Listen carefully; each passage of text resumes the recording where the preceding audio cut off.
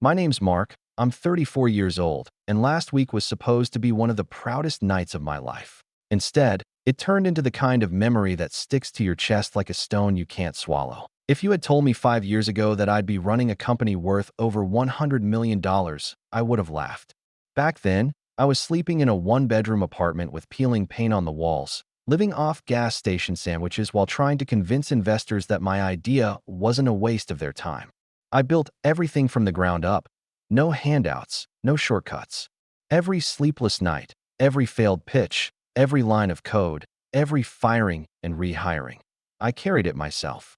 That night, the company had officially crossed the $100 million valuation mark. A milestone, something worth celebrating. I booked a ballroom, spared no expense, and sent invitations to every family member who had ever claimed they supported me in this journey. That evening, as the chandeliers above cast warm light over the polished marble floors, I sat at my table in a tailored suit that suddenly felt too tight. My employees were there, some investors too, but the table meant for my family remained eerily empty. At first, I brushed it off. Maybe traffic, maybe they were running late, maybe someone got the time wrong. But as the minutes stretched into hours, I knew. They weren't coming. My mother had texted me earlier in the day, a short message with a smiley face. "So proud of you, sweetheart." And my father, ever the stoic presence, had said, "We'll see." My younger brother James had said nothing, but he rarely did unless it was about himself. By 9 o'clock, the truth spilled in through the whispers of a cousin who showed up late. "They're at James's place," she said, hesitating, as if she hadn't meant to say it aloud. "Housewarming party. Everyone's there." My stomach twisted. James had just bought a house with money that didn't come from his own pocket, money my parents had loaned him. He hadn't earned it. He'd never worked a day past 5 o'clock without quitting. Yet somehow, his housewarming had taken priority over celebrating what I had poured my soul into for over a decade. I excused myself, walked to the bar, and poured a drink with hands that shook more than I wanted to admit. Glass in hand, I stared at the empty seats meant for my family, the place cards I had carefully written with their names. I had imagined laughing with them, maybe even a rare word of pride from my father. Instead, I was standing alone in a ballroom filled with people who respected me professionally but didn't know me personally. That was when my phone buzzed. Dad's name lit up the screen. For a brief second, I felt hope. It's ridiculous, I know. I thought maybe he was calling to explain, to apologize, to say they'd be arriving late and wanted to see me. I answered quickly, trying to hide the crack in my voice. "Hey, Dad." His voice came through, firm and measured, the way it always had when he wanted to remind me who held the authority. "Mark," he said, "I hope you're enjoying your little party. Remember this, whatever you build, it still belongs to the family. Don't forget that." I froze. My mind couldn't wrap itself around the audacity of those words. Here I was, standing in a room I had paid for with money I earned, celebrating a company I built with nothing but grit and years of sacrifice. And instead of congratulations, instead of pride, I got a reminder that in his eyes, I was just a tool. My achievements weren't mine, they belonged to the family. To James. To everyone but me. As I hung up the phone, I looked out across the ballroom, the music dulling into background noise, my reflection swimming in the glass of my drink. I realized this wasn't just about them not showing up. This was about years of being told I wasn't enough, years of being overshadowed by a younger brother who had been handed everything while I clawed for scraps. That call wasn't the first hint of disrespect. It was the confirmation of something I had ignored for far too long. And that was the moment I felt something shift inside me. Something cold, steady, and unshakable. I didn't know exactly what I was going to do yet, but I knew one thing. This wasn't going to be just another night where I swallowed the disappointment and moved on. This time, I was going to remember. And this time, I was going to make sure they remembered too. The next morning, I woke up with a dull ache in my chest that no amount of coffee could wash away. I sat at my kitchen table, staring at the phone on the counter like it was some kind of weapon. It felt absurd, but that short call from my dad the night before had left me rattled in a way nothing else had. "Whatever you build belongs to the family." The words wouldn't leave my head. They just kept repeating, like someone had etched them into the walls of my brain. I didn't text anyone, didn't call. I just went about my morning routine, scrolling through emails, sipping bitter coffee that tasted like regret. Then I made the mistake of opening social media. There they were. Dozens of photos from James's housewarming. My parents, grinning ear to ear. My cousins, raising glasses. Aunts and uncles clapping, all crowded around a table where James stood proudly like a king in his castle. My castle, I thought bitterly, because without my parents' money, without their constant bailing him out, James wouldn't have even been able to afford a garage, let alone a whole house. And then I saw the kicker. A video posted by my uncle. James giving a speech. "This house isn't just mine," James said, holding a glass of wine and smiling in that smug way of his. "It belongs to the family. Everything I have, I owe to them. This home is for all of us." The room erupted in applause. My mother dabbed her eyes with a napkin. My dad stood tall, proud, patting James on the back like he'd just won a Nobel Prize. I nearly dropped my phone. He had used the exact same words my father had thrown at me the night before. Belongs to the family. The truth hit me then. My father hadn't just called me out of nowhere with that line. He'd said it at the party, in front of everyone. It was the mantra of the evening. James was the golden child, and the rest of the family had circled around him like planets around a sun. I was just a distant star, burning on my own. The bitterness wasn't new. It was a feeling I'd learned to live with. But that morning it took root in a different way, sinking deeper, clawing at me. I replayed all the small moments of favoritism that had stacked up over the years like bricks in a wall. James crashing the family car at 18, Dad bought him a new one. James failing his first 2 semesters of college. Mom convinced a professor she knew to help him out with a fresh start. James losing job after job. He's still finding himself, they said, while I worked part-time at 3 places just to keep food on my plate. One memory hit me particularly hard. Years ago, when I told my parents I wanted to start my own business, I remember the silence.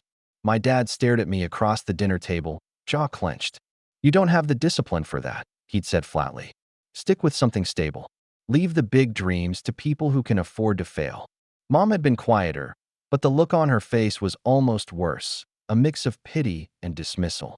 Meanwhile, when James dropped out of college with no plan, Dad clapped him on the shoulder. "Don't worry, son, you'll find your path. We're here for you." That pattern hadn't stopped. It had just evolved. Every loan, every bailout, every pat on the back for James was another cut to me. And now, even with my company valued at 9 figures, even with my name in articles and magazines, it wasn't enough. They still couldn't see me. They didn't want to. A few days later, I went to visit my parents.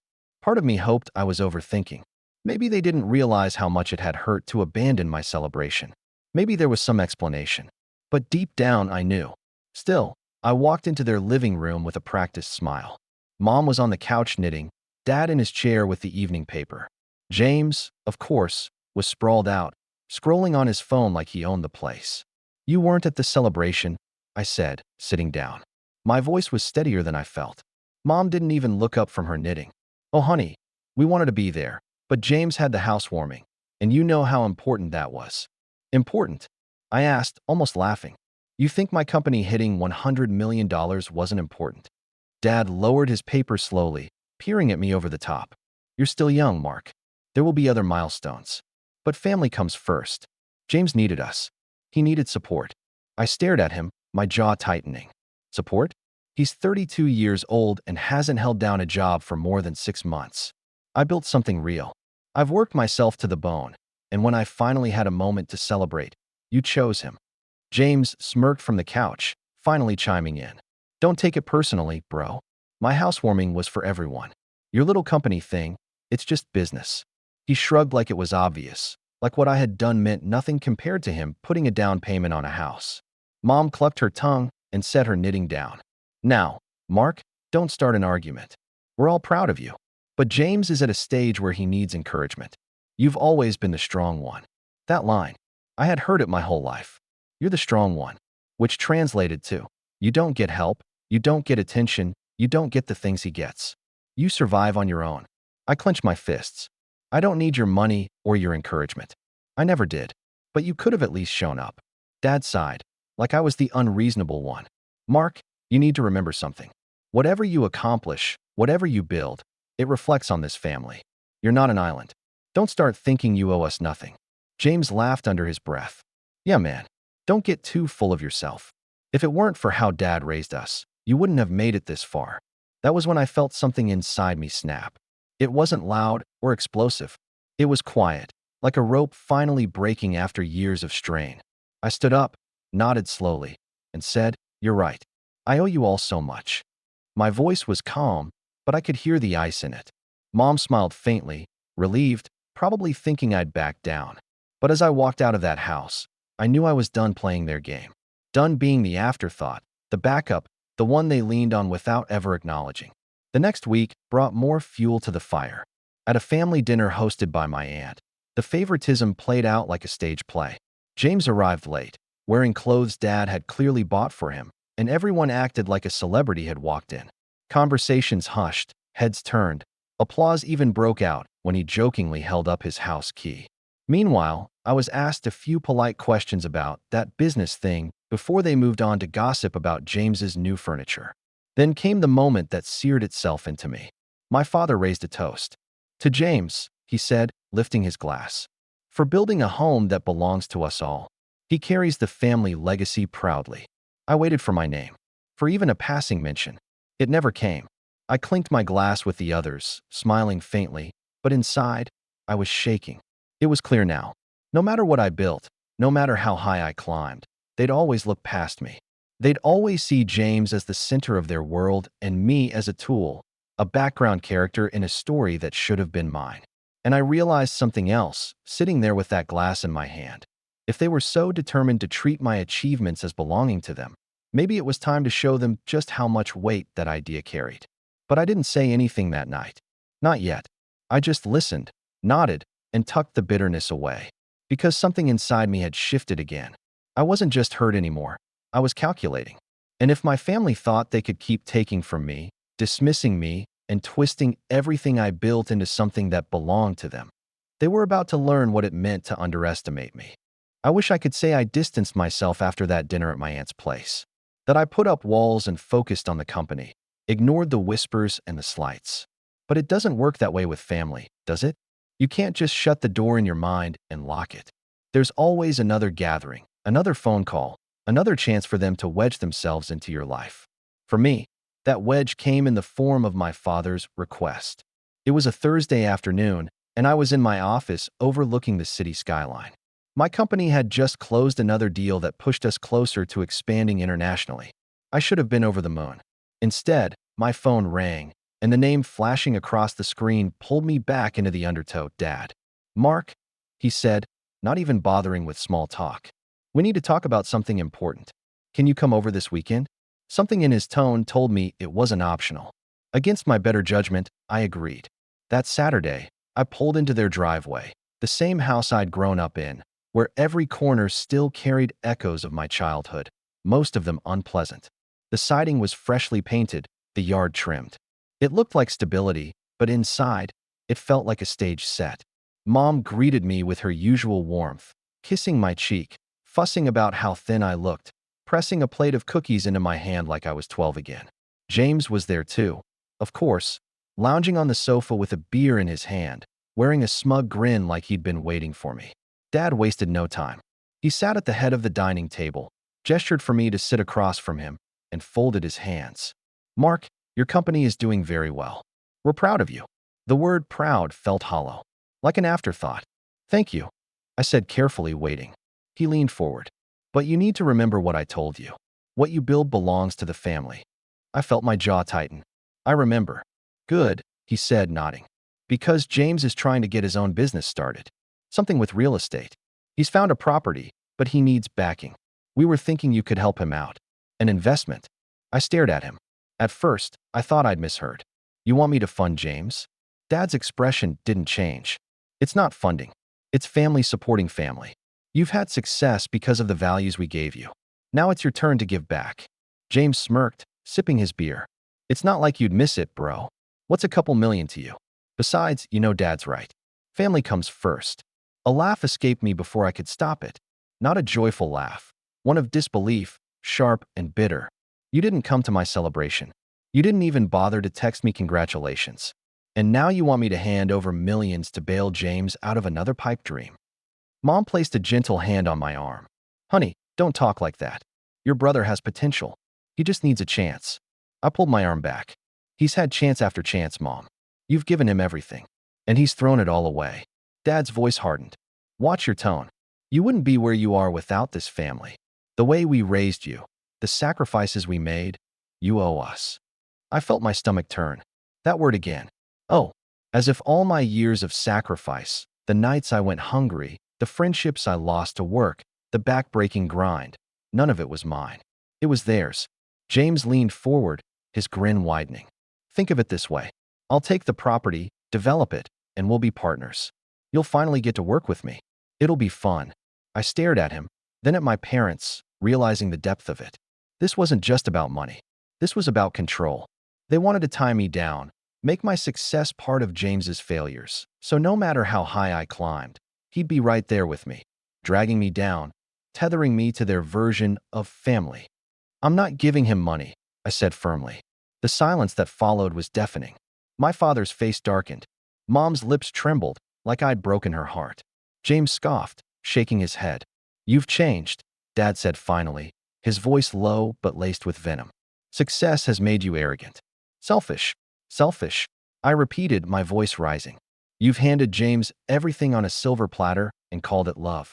I built my life with nothing. I did it alone. And now you want to punish me for not sharing it with someone who's never worked for anything. Mom wiped at her eyes.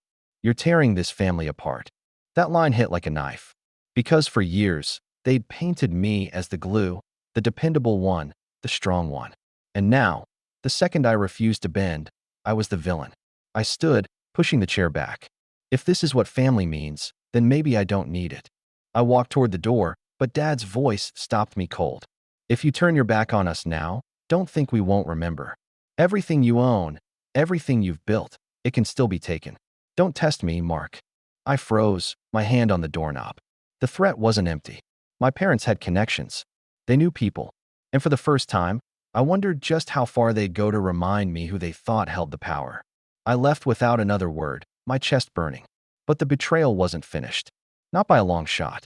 A week later, I got a call from my CFO, her voice tight with unease. Mark, did you authorize a meeting with a group of buyers? Your father and brother showed up at the office claiming they were representing you. They said you wanted to explore selling the company. The world tilted beneath me. My throat went dry. What? They brought paperwork, she continued. Draft contracts. They said you asked them to start the process. I gripped the phone so hard my knuckles whitened. I hadn't authorized anything. I hadn't even mentioned selling. And yet here they were, my father and brother, parading into my company, my blood and sweat, trying to stake a claim to what I had built, trying to sell it out from under me. The image of my empty family table at the ballroom burned in my mind. Their laughter at James's housewarming. My father's voice telling me everything I had belonged to them. And now, this, walking into my company like they owned it, trying to strip it away piece by piece. It wasn't just disrespect anymore. It was betrayal. A deliberate, calculated attempt to take what was mine and fold it back into their orbit. And in that moment, something in me hardened for good. Because if they wanted to play this game, I wasn't going to sit quietly anymore.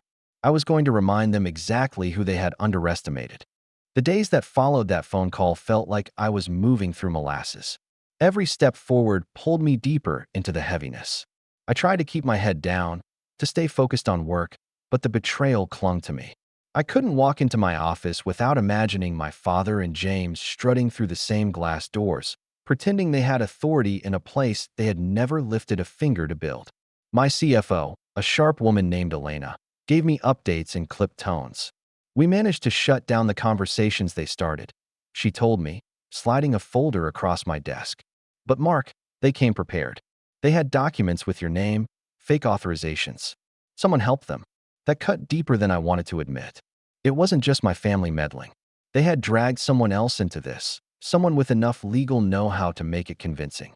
For a moment, I felt the same old weakness, like I was the kid again, outnumbered at the dinner table, my voice drowned out by theirs. That weekend, I found myself driving aimlessly late at night, headlights painting empty roads. My thoughts circled the same questions. How much more could they take from me? Why wasn't it enough to simply let me exist outside their shadow? And the one that twisted hardest, why did I still crave their approval, even after all of this? The loneliness seeped into everything. I'd walk into a meeting and plaster on my professional smile, but at home, silence swallowed me whole. No family texts, no apologies, no recognition. Just emptiness. It was like I had been erased, replaced by their version of events. I discovered that soon enough. At a cousin's barbecue, I showed up out of politeness, thinking maybe someone would finally ask me about the storm swirling around me. Instead, I overheard whispers. My aunt leaned into another relative, saying, "James told us Mark's company is in trouble. That's why his father is stepping in to help sell it. Poor boy, he's in over his head." I froze mid-step, a beer bottle sweating in my hand. That was the narrative now. Not that they'd tried to hijack my company. Not that they'd attempted to undermine me. But that I was failing, and they were swooping in to rescue me. I didn't confront them at the barbecue. I smiled, nodded, and went through the motions, but inside, I was unraveling. The lies hurt more than the betrayal itself. They weren't just trying to take what I'd built. They were rewriting my story. That night, back in my apartment, I sat on the couch in the dark, the city lights flickering through the window. I thought about everything I'd sacrificed, friends I'd lost touch with, birthdays I'd missed, the years I'd lived on instant noodles while coding through the night. All of it had been worth it when I believed I was building something undeniable. But now, even at the top, I was invisible to the people who were supposed to know me best. For the first time in years, I felt like giving up. Not on the company, never that, but on the idea that family could ever mean what I wanted it to mean. Maybe I had been fooling myself all along, thinking they'd eventually come around, that one day I'd walk into a room and they'd see me, really see me. That fantasy was dead. But sometimes, when something dies, it leaves space for something else to take root. The turning point came quietly. One morning, I walked into the office early, before most of the team arrived. Elena was already there, her desk lamp casting a small circle of light. She looked up as I entered, studying me with that sharp gaze of hers. "You look tired," she said. "I am," I admitted. I sat across from her, rubbing my temples. "They're not going to stop. My father, my brother. They'll keep pushing until I either give in or break." Elena leaned forward, her voice steady. "Then you don't give them the chance. Mark, you've spent your whole life reacting to them. Maybe it's time you start planning." That word stuck with me. Planning. It was the first time I allowed myself to consider that I didn't have to just endure their games. That maybe I could turn their own habits, the entitlement, the arrogance, the blindness, against them. Still, the weight didn't lift overnight. Rock bottom isn't a single moment. It's a season. I dragged myself through weeks of strained board meetings, awkward family functions, and restless nights. My mother would still call occasionally, her voice sugary but lined with guilt. "Mark, why are you being so difficult? You know your brother needs help. You're strong. You can handle it. Don't let pride get in the way of family." Every time she said, "You're strong," I bit back the urge to shout. Because in her mind, strength meant being their safety net. It meant carrying burdens without acknowledgement, while James danced freely above the cracks. My father was less subtle. At a family dinner, he pulled me aside, his hand heavy on my shoulder. "You think you can walk away from us, but you can't. Blood is blood. Whatever you have, whatever you think you've earned, it's ours too. You can't separate yourself." I nodded, said nothing, but inside, I felt something coiling tighter. Even James began parading around like he had my blessing. He'd drop casual lines at gatherings. "When Mark and I finish this project, it's going to be big." He never mentioned the truth, that I had said no. The family ate it up. They saw him as the visionary now, the one carrying forward the legacy. And me? In their eyes, I was the ungrateful son, too stubborn to admit I needed them. The isolation cut deep. I started skipping family events, making excuses. But the calls, the messages, the rumors, they still found me. And each one chipped away at the person I thought I was. There was a night when it nearly broke me. I was in my office alone, long after everyone else had left. Papers were scattered across the desk, contracts I needed to sign, emails I hadn't answered. My phone buzzed. It was another message from James. "Don't fight it. Bro, Dad says it's already happening. Better to be on the winning side." Something inside me crumbled. I sat there, staring at the message until the screen went dark. And for the first time in years, I cried. Quietly, shoulders shaking, forehead pressed against my hands. It wasn't just anger anymore. It was grief, for the family I had wanted, for the recognition I would never get, for the years of bending myself into knots for people who would never be satisfied. But grief has a strange way of clarifying things. As the tears dried, I realized I had a choice. I could let them rewrite my story, or I could take control of the pen. The next morning, I walked into the office, head high. Elena glanced at me and did a double take. "Something changed," she said. "Yeah," I replied quietly. "I'm done playing their game." I didn't tell her everything then. I didn't tell anyone. But in the back of my mind, threads were already weaving together. Their arrogance, their greed, their certainty that I would always be the strong one who carried them. It was a weakness, one I could use. For the first time in weeks, I felt a flicker of something other than despair. It wasn't hope, not exactly. It was sharper than that. It was resolve. And as I stared out the window at the city I had built my life in, I knew rock bottom wasn't the end. It was the foundation for something else, something they wouldn't see coming. The months after that breakdown in my office were the strangest I'd ever lived through. On the surface, life looked like a climb back to normal. But beneath it, something sharper was taking shape, a version of me that didn't crave approval anymore. For the first time, I wasn't thinking about how to win their love. I was thinking about how to win, period. It started small. I stopped going to family events altogether. No explanations, no apologies, just silence. At first, the calls and texts from my mom came daily. "Honey, everyone's asking about you. Don't distance yourself, it's not healthy."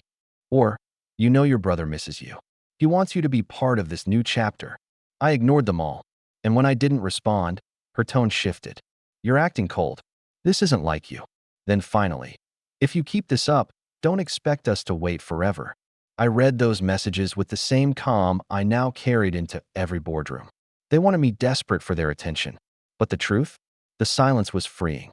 Meanwhile, the company began to soar. Elena and I doubled down on expansion, pouring resources into international growth. Within months, we had an office in London, another in Berlin, and serious talks opening in Singapore. Articles ran with headlines like, "Self-made visionary takes tech overseas." I tried to brush it off, but when I saw my name in those headlines, a different kind of pride took hold. Not the brittle pride of hoping someone else would see me, but the solid pride of knowing I'd done this myself. The funny thing about success is how it attracts attention you didn't ask for. Investors who had once dismissed me now wanted meetings. Industry veterans suddenly wanted to sit across from me at conferences, nodding and taking notes. My inbox filled with speaking requests, panel invitations, even award nominations. The recognition I'd begged for from my family was flowing in from strangers, and though it didn't erase the pain, it steadied me. It was in those moments I realized just how much I'd been starved for acknowledgement. And if my family wasn't capable of giving it, then fine. I didn't need them. Still, their shadows lingered. Rumors kept reaching me through relatives. James bragging about his upcoming partnership with Mark. Dad telling distant cousins that he was guiding me through expansion, as if my company was a family project. It should have infuriated me, and it did. But more than that, it crystallized a new truth. They didn't even see me as separate. In their minds, my victories were theirs by default. That arrogance was exactly what I could use. One late evening, Elena and I were poring over contracts in the conference room, the city glowing beyond the glass walls. She looked up from her notes. "You've been different lately. More focused. But not just on the company. You're planning something, aren't you?" I met her gaze. Elena had been with me since the early days, when the office was just a shared desk and a busted coffee machine. She had seen every high and low, every panic, every gamble. If anyone deserved the truth, it was her. "Not yet," I said carefully. "But soon. They think they own me. That they can take what I've built and bend it into their story. I'm going to show them they can't." Her eyes narrowed, but she didn't press. She just nodded, like she understood more than I'd said. That conversation replayed in my mind over the next weeks as I began laying groundwork. Not for confrontation, but for control. I started by separating my assets. Quietly, discreetly, I moved holdings into trusts, LLCs, and entities under names only my legal team and I knew. I locked down intellectual property, tightened board voting rights, and rewrote contracts so no one, without my explicit authorization, could represent the company. It wasn't glamorous work, but it was armor. Armor I knew I'd need. At the same time, I started building influence. Not loud, not flashy but steady. I accepted those speaking gigs, those panels, those interviews. I didn't care about the applause. I cared about the credibility. The more visible I became as an individual force, the harder it would be for anyone to rewrite my story as the family's project. Every article that named me as the founder, every stage where I spoke as the face of the company, it was another brick in the wall between me and their narrative. And something else happened, too. For the first time in years, people began to look at me not just as a businessman, but as a leader. Young entrepreneurs asked me for advice. Employees pulled me aside after meetings, thanking me for opportunities they never thought they'd have. Those moments filled something in me my family never had. Recognition, yes, but also respect. Real respect. Meanwhile, the family tried to pull me back in. James sent a barrage of texts. We need to meet. Dad says it's time. You can't ignore us forever. I left them unread. My mother left voicemails where her voice trembled between pleading and scolding. You don't mean this. You've always been the strong one. Don't punish us because you're upset. But the silence became my weapon. Every day, I didn't respond. Every event I skipped, every attempt I ignored. It all chipped away at their illusion of control. And then, an opportunity fell into my lap. At a major industry gala, where I'd been invited to speak, I spotted them. My parents, sitting at a table across the room, flanked by relatives I hadn't spoken to in months. And next to them, James, smug as ever, dressed in a suit he hadn't earned, sipping champagne like he belonged. I hadn't invited them. The organizers had, no doubt thinking they were part of my story. And of course, my family had come. When I took the stage, the applause echoed. Cameras flashed. I looked out at the crowd and saw their faces. My father, tight-lipped but watching. My mother, smiling like she wanted to take credit. James, clapping lazily, already planning how he'd twist this into his narrative. But this time, it didn't sting. It fueled me. I spoke with calm confidence, laying out the vision for the company's future. International growth, social impact projects, innovations we were about to roll out. I talked about sacrifice, resilience, and what it meant to build something from nothing. And every word, every sentence, was a reminder, to them, and to me, that I had done this. Alone. The crowd rose to their feet when I finished. Cameras swiveled, reporters leaned forward. And in that thunder of applause, I looked directly at my family's table. My father wouldn't meet my eyes. James looked annoyed, almost threatened. My mother smiled wider, like she could claim it as hers. But I knew the truth.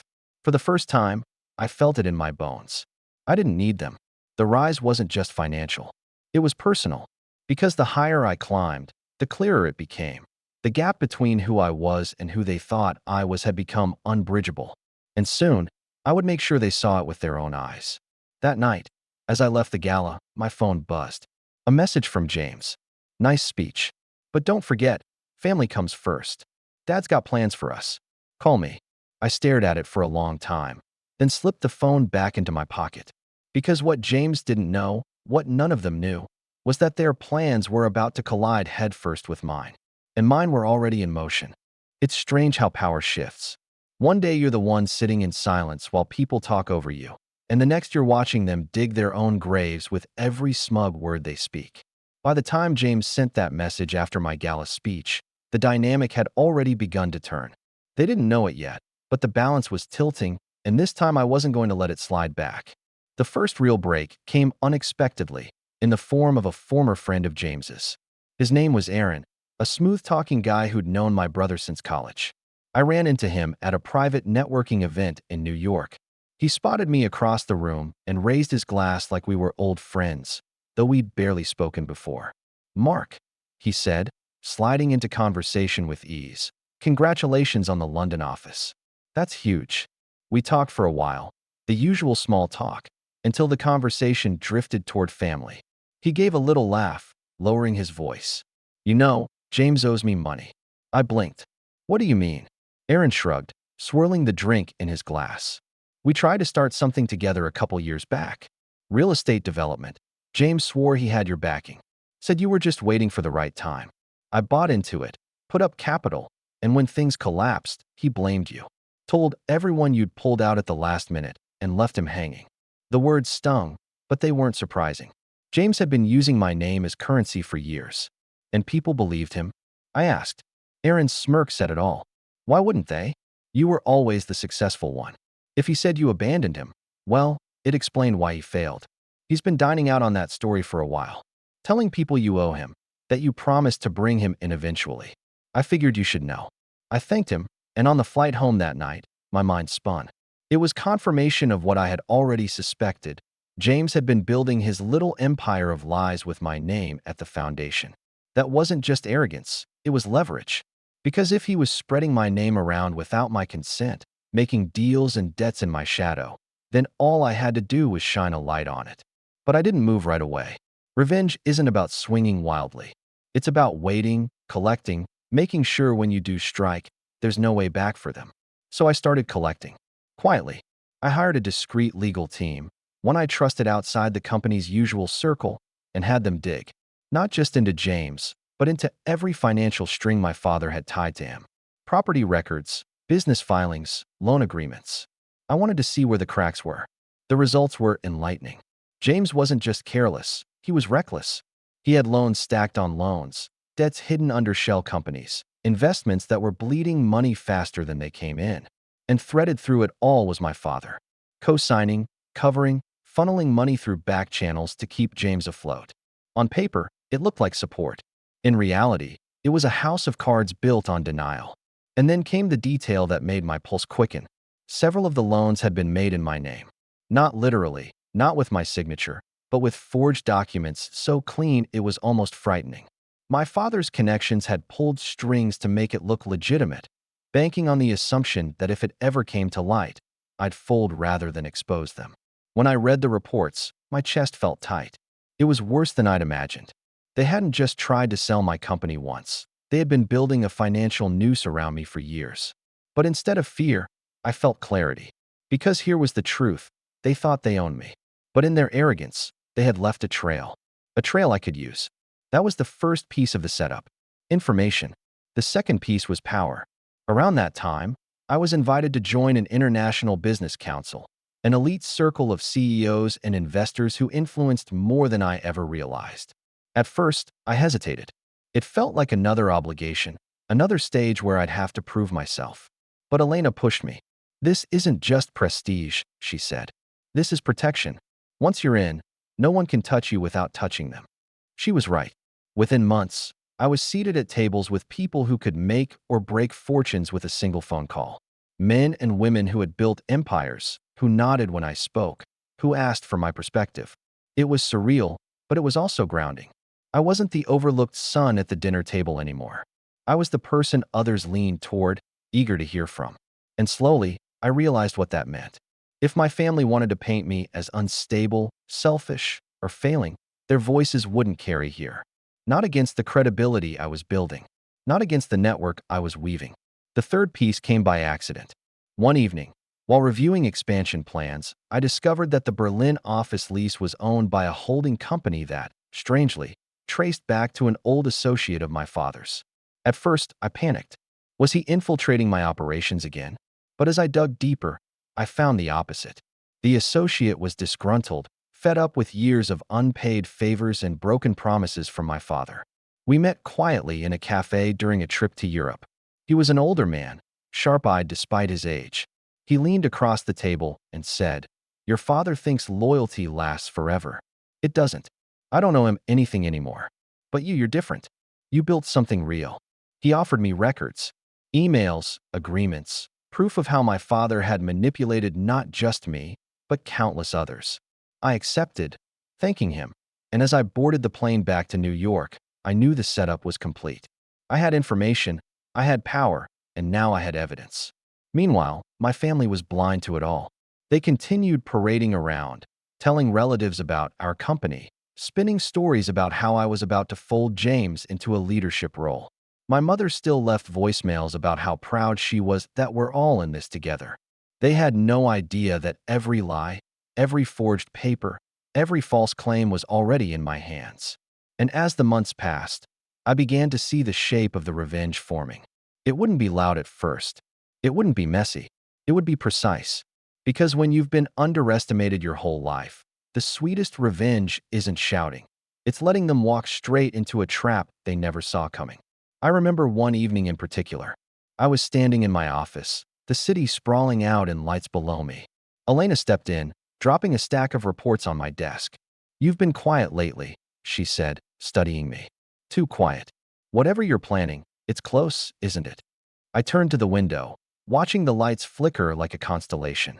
"They think they own me," I said softly. "They think everything I've built is theirs. But soon, they're going to learn the truth." She raised an eyebrow. "And what truth is that?" I glanced back at her, a small smile pulling at my lips. That I never belonged to them. Not even once. And as I said it, for the first time, I believed it. The setup was nearly complete. All that remained was to choose the moment. The moment they would never forget. The thing about revenge is that it never looks the way you imagine in the movies. There's no triumphant music, no slow-motion smirk.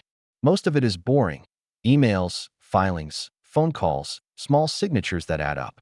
But when the boring things line up, the moment they all snap together can feel, for a breath, like triumph. That's what I'd been building toward, quietly, coldly, for months.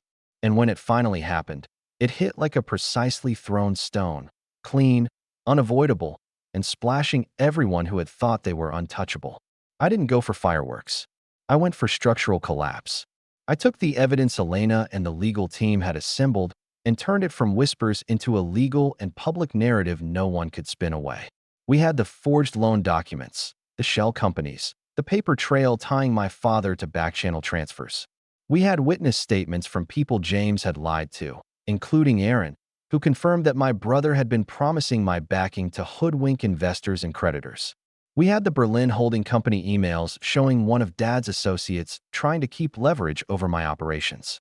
And we had, most damningly, a paper trail showing several loans and guarantees that had been attached, illegally, to my name. Elena and I mapped it out like chess players. We didn't file everything at once. That would have been noisy and given them chances to cover tracks. Instead, we executed measured moves that cut off options and exposed the rot. First, we fortified. I finalized the last of the asset transfers, making sure the company's operating agreements and voting rights could not be hijacked by someone waving forged papers. Then we started the quiet legal squeeze, cease and desist letters to anyone who used my name in fundraising for James, notifications to banks about potential fraud connected to my name, and a private demand to the handful of investors James had been courting, giving them a choice: walk away from anything he said I endorsed, or risk being tied into a lawsuit. That part felt clinical. I wasn't enjoying it so much as administering justice. I slept less, lived on bad coffee, and saw Elena pacing halls while our lawyers coordinated with forensic accountants. But the point was not catharsis. The point was inevitability. Make enough doors close, and you force the guilty to step into the light, or else watch their scaffolding collapse without the support they'd counted on. The first public thread we pulled was simple and merciless. A carefully worded press release explaining that the company's founder, me, had been the victim of an attempted misrepresentation by outside parties claiming to represent the company's interests. It didn't name my family. It didn't need to. But it set a tone. Anyone dealing with my brother or my father in a business capacity should beware of fraudulent claims. We distributed it through channels I'd earned, the journalists who'd covered our growth, the industry newsletters where our name carried weight. The effect was immediate. Investors James had been flirting with reached out to me directly, confused and embarrassed, asking for clarification. I answered once, pointedly, and then let them fall silent as their wallets closed. While the press did its work, we moved the legal pieces. I filed a civil suit aimed squarely at the forged documents and the parties who had crafted them. I asked for immediate injunctive relief to block any transfers or sales done in my company's name without board approval. The judge granted a temporary restraining order within days. Once the court had put its stamp on the claim, the oxygen was gone. That's when the family's blind confidence became their undoing. They had operated under the assumption that intimidation and inside favors could keep everything together. When bank managers and lawyers started calling them back with "We received a notice," and "We need to review these signatures," the calm facade cracked. My father, who had always used connections and favors like a shield, suddenly had to explain real documents to people outside his circle. He was uncomfortable when the conversation wasn't about toasts and handshakes. James, who had run his mouth for years about the partnership he'd soon be leading, suddenly found those partners backing away. I did not make a spectacle of it at first. I let the court do what I needed it to do: freeze suspicious accounts, flag questionable property titles, and subpoena the records that would show the truth. But of course they panicked. My father called a flurry of relatives, trying to marshal support, to present a different picture. Mom's texts grew frantic, pleads for me to just talk, for us to fix this as a family.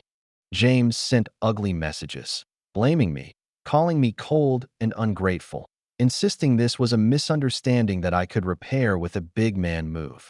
He begged a few people, investors, old friends, to corroborate his lies. The problem was he was asking people I'd just publicly warned to be careful. The very people he leaned on were now the people who, when they checked the public filings, saw the judge's order and took a step back. Then came the meeting that changed everything. A week after the restraining order, I decided the family deserved full visibility. I didn't want to ambush them with news clippings. I wanted them to hear it and feel it directly.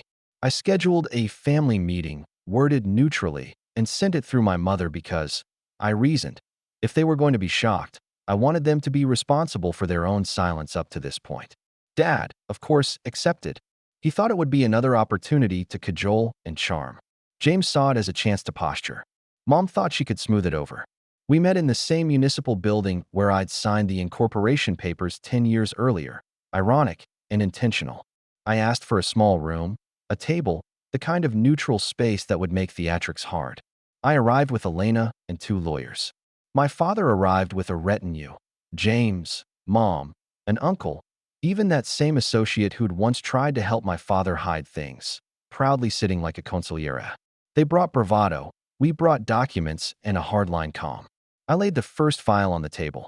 It was a clear, crisp printout of the forged guarantee bearing my name. Mom's hand flew to her mouth. James's face went red. Dad's jaw tightened, but he tried to smile. "Where did this come from?" he asked, voice steady. "You know where it came from," I said. I slid the next folder across. Emails from Aaron, messages from an investor who'd been pressured by my brother's claims, bank correspondence flagged for fraud. I watched them as the room's air changed. There was that distinct moment when the world you've been telling yourself about and the world that's actually true no longer overlap. "You're making accusations," Dad said, the rehearsed indignation he'd used in the past when cornered. "I'm presenting evidence," I corrected. "If you believe these are false, we'll let the courts decide.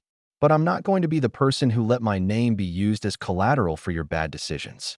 It was James who burst first. "You think you can stand there and humiliate us?" he spat, lunging forward. "All your fame, all your headlines, you think it makes you better than us?" His voice bounced off the cheap conference room table, angry and adolescent. "You used my name to borrow money," I said, calmly, with the kind of precision that felt surgical. "You summoned people under a false pretense.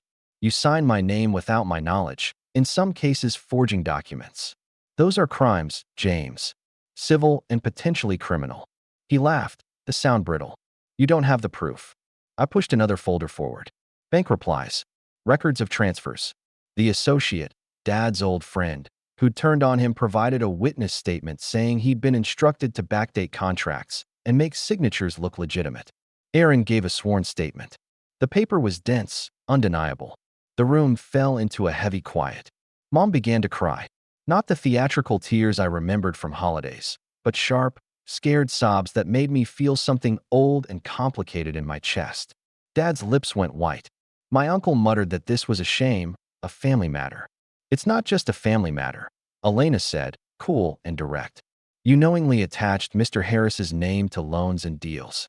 You forged documents, and you presented them to financial institutions. We've forwarded everything to the district attorney's office and the banks. They are now conducting their independent reviews." The gasp in the room felt loud enough to break the windows. That was the thing about involving institutions. Once you hand the paper to someone with teeth, the game changes. It's no longer about melodrama. It's about process, subpoenas, forensics, and arrests if the facts bear out. Dad stood abruptly. He tried to marshal an explanation, to frame it as a misunderstanding, a desperate attempt to help James that got out of hand. He reached for platitudes about family, about duty, but the legal team cut him off with quiet phrases. We asked you not to represent yourself.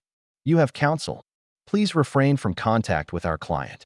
James, who'd been so sure he'd dance into a role as co-founder, looked suddenly very small. His bravado evaporated when the people he'd called partnerships with began to distance themselves in real time.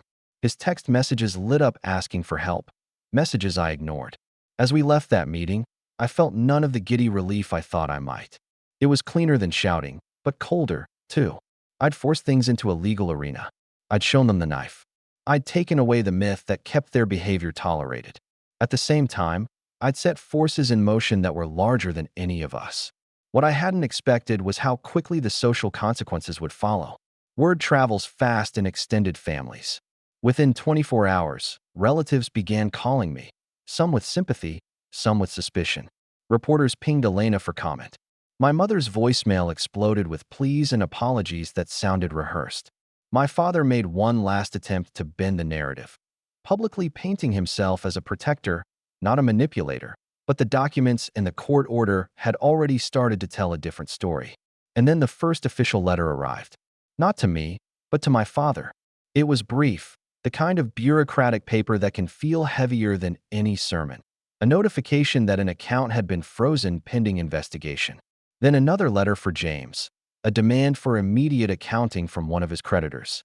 The dominoes were starting to fall. I would be lying if I said I slept that night. I lay awake, thinking about the quiet faces during the meeting, the look in my mother's eyes that was equal parts fear and betrayal, the way James had gone white when the bank letters were mentioned, the strain in my father's shoulders. I thought about how cruel it felt to watch them scramble and how necessary it had been. I thought about all the nights I'd swallowed the hurt and kept going, and how this felt like an accounting. There was one last whisper of a surprise waiting in the wings, something I had not yet made public, something Elena and I had kept close, a safeguard that would change the stakes again. I had not deployed it yet because timing mattered. Secrets only work if you control when they are unveiled. As the sun rose the next morning, my phone buzzed. Multiple headlines had already started to run.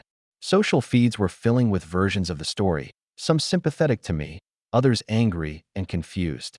My mother called, her voice trembling between panic and pleading, begging me to come home and talk. Dad sent a terse text. We need to handle this together. I looked at the string of messages and finally typed back one sentence. We will talk. But not now. And then my doorbell rang. I went to answer it, expecting a relative or perhaps an investigator. Instead, two men in suits stood on my stoop, badges glinting when they moved. They introduced themselves with the same polite gravity I'd seen in the courtroom. One handed me a card, the other a document. Mr. Harris, he said, we'd like to ask you a few questions. My stomach dropped in a way that made my knees go weak. The trapdoors I'd opened were swinging. The revenge I'd constructed was doing what it was meant to do, force truth into the daylight. But as the men led me to a chair in my living room and began to ask routine, careful questions about the documents, I realized how thin the line was between justice and chaos. I'd wanted them to look, to investigate, to pry open the shell of lies my family had built. I hadn't imagined how fast it would all move once the state took an interest. My heart pounded. Outside, through the window, I could see my parents' house, just a row of lights away, and I thought of the meeting table, the papers, my brother's face as he realized the ground was crumbling. I tried to steady myself, to remember everything Elena had told me about how to present facts, how to stay calm. But under that professionalism, there was a raw, spinning thing, relief braided with dread. Because once the law is involved, you don't control the consequences. You can only set the dominoes and watch where they fall. They asked me to step through the timeline, to recount conversations, to sign. I did. I answered honestly. I turned over more records. I felt like a surgeon watching an operation from the other side of glass. Necessary, clinical, and somehow brutal. When the men left, they said nothing dramatic. They promised to be in touch.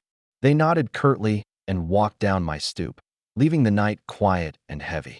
I closed the door and sank onto my couch, phone buzzing with family messages that made my chest ache. I had unleashed a force that would not be easily contained.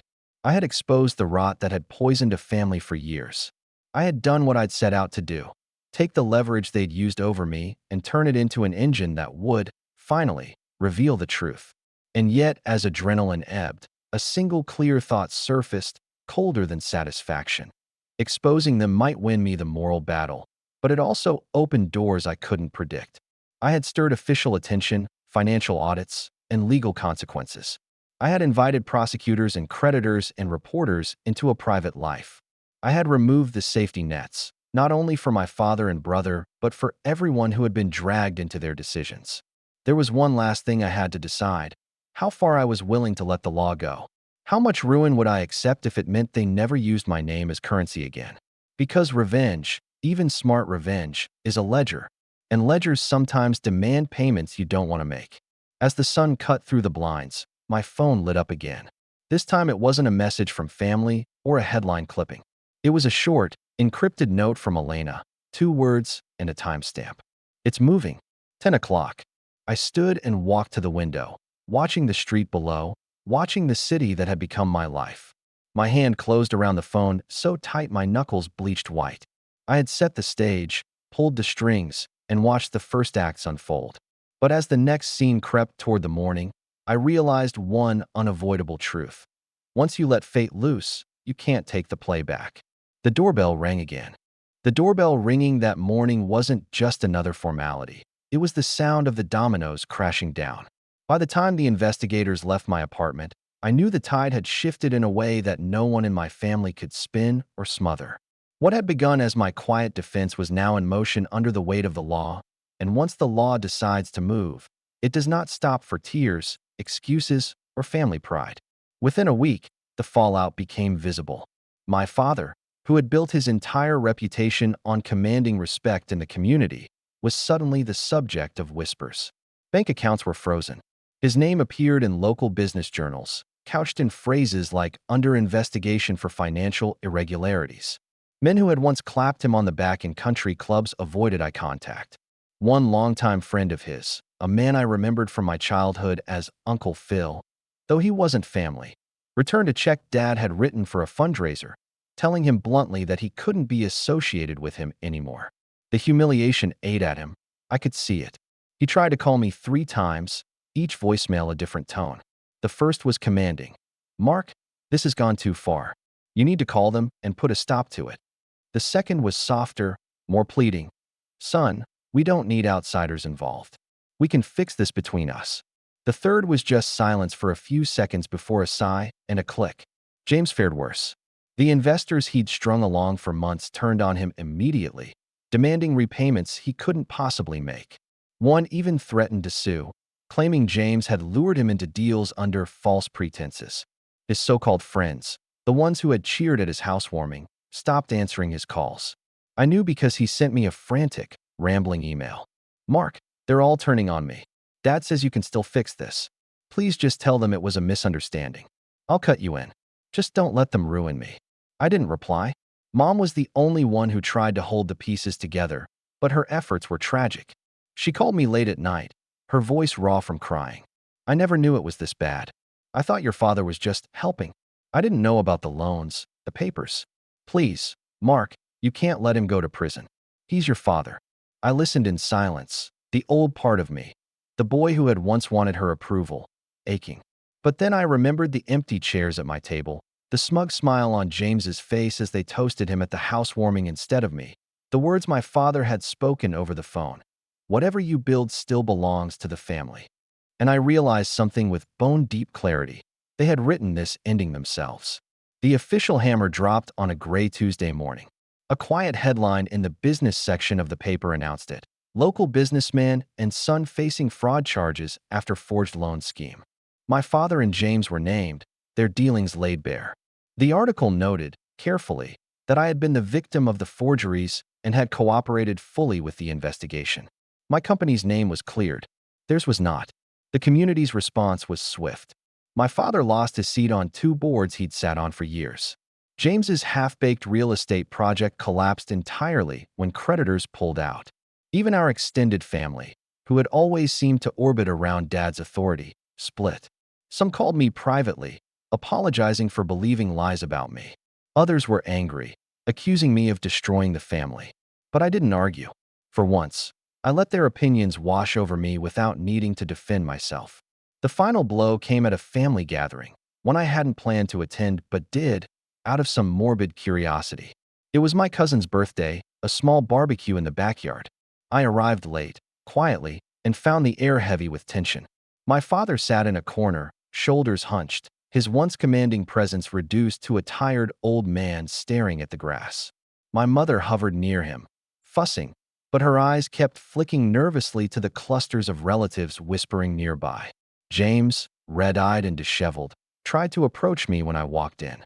"Mark," he said, his voice breaking, "you don't understand. I didn't mean for it to get this far. I just wanted to be like you." I looked at him for a long moment. All the years of resentment, favoritism, lies, and entitlement boiled down to this. A broken man who had tried to steal what he couldn't build. My heart should have softened, but it didn't. "You never wanted to be like me," I said evenly. "You wanted everything I had without doing any of the work. And now you've learned what that costs." His face crumpled, and he turned away. Later, as I was leaving, my father finally spoke. His voice was quiet, hoarse, nothing like the man who had once commanded every room. "Mark," he said, not looking at me, "was it worth it? Destroying your own family?"